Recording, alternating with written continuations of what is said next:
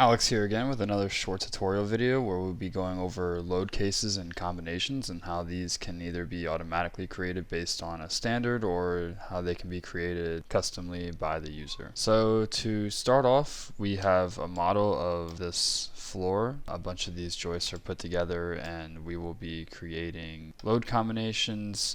For this video, we're going to create the load combinations based on a standard. So right now I already have a model created, so I'm going to go up to my model name, right click on it and go to general data. Here you can see I have my model name created, and over here we have the classification of load cases and combinations. This is where you can select the standard you would like to create your load combinations for. As you can see, we have a long list of standards you can choose from the ASCE to the ACI, the IBC, and with the NDS. For now we're going to stick with the ASCE 7, 16, and we're going to have our load combinations created automatically.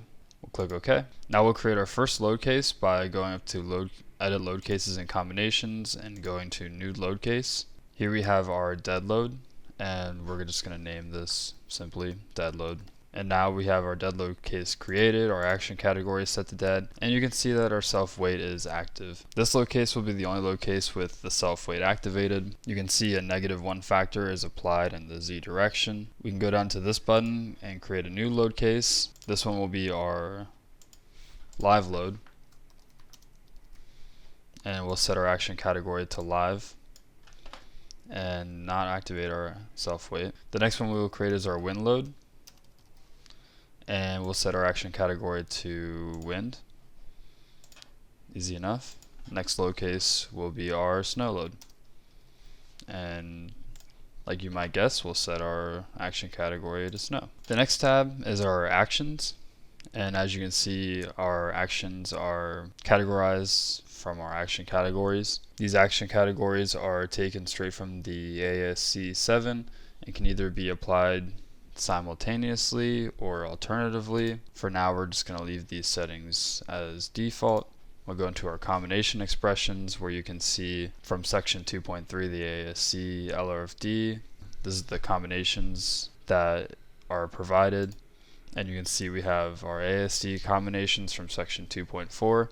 If you would like more information on what this entails and what kind of factors are being applied to your loading, you can click on this Info About Design Situation button, where you can see all of the factors that are applied to each of our load cases and what that looks like from the ASCE 7, which is pretty convenient. The next tab is our Action Combinations tab. Here is where the load cases are set up for either LRFD or ASD combinations. You can click on the small I button as well and get an overview of what the ASCE provides for factors, and you can go through each of your action combinations if you would like. The next tab we'll be going into is our Load Combinations tab. The Load Combinations tab is where each combination of your load cases with factors are applied and automatically generated from the standard. These are categorized based on design methods from the Combination Expressions tab. So if you want to get an idea of what the factors are, you can go back to those tabs and click on the More Info button.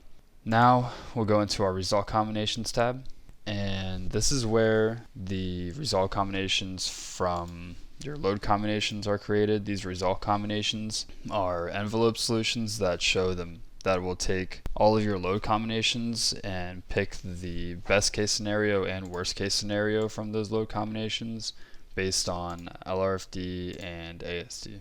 So now moving on to our structure, we would like to apply member loads to the structure. Now you're probably wondering how we're going to do that without surfaces. Well, I'm going to show you how to create a custom button that will allow you to customize all of the buttons up in your toolbar. To do this, all you have to do is right click anywhere in the space up here and go to Customize. Once you're in the Customize dialog box, we'll go down to Tools, and the tool we want to use today is called Generate Member Loads from Area Loads via Plane. This is how we will generate our member loads without having to create a surface between our members. The surface practically would be either the steel decking or concrete slab you would be using in your structure.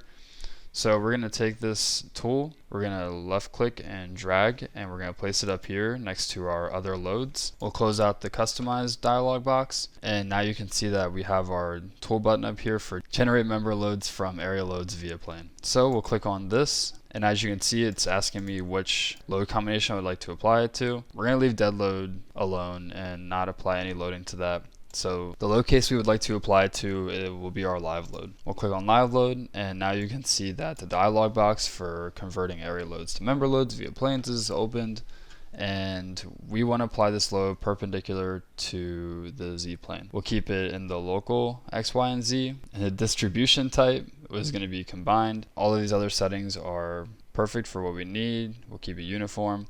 And the magnitude we will apply will be 0.4 KSF. Now down in this area, we can select the corner nodes we would like, so we can tell the program what the area of our loading will look like. We can click on this button right here, which will allow us to graphically select this area within the program. I'll just go over the perimeter of our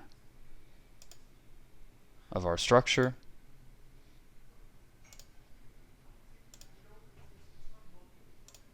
And as you can see, the perimeter of our structure was selected, and we can click OK. Now down here, if you want to remove any structures, you can do this just by selecting or typing in single members, or you can deselect any members that are parallel to the member you would select with this tool down here.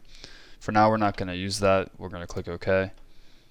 And now you can see the details of our loading, and we'll click OK.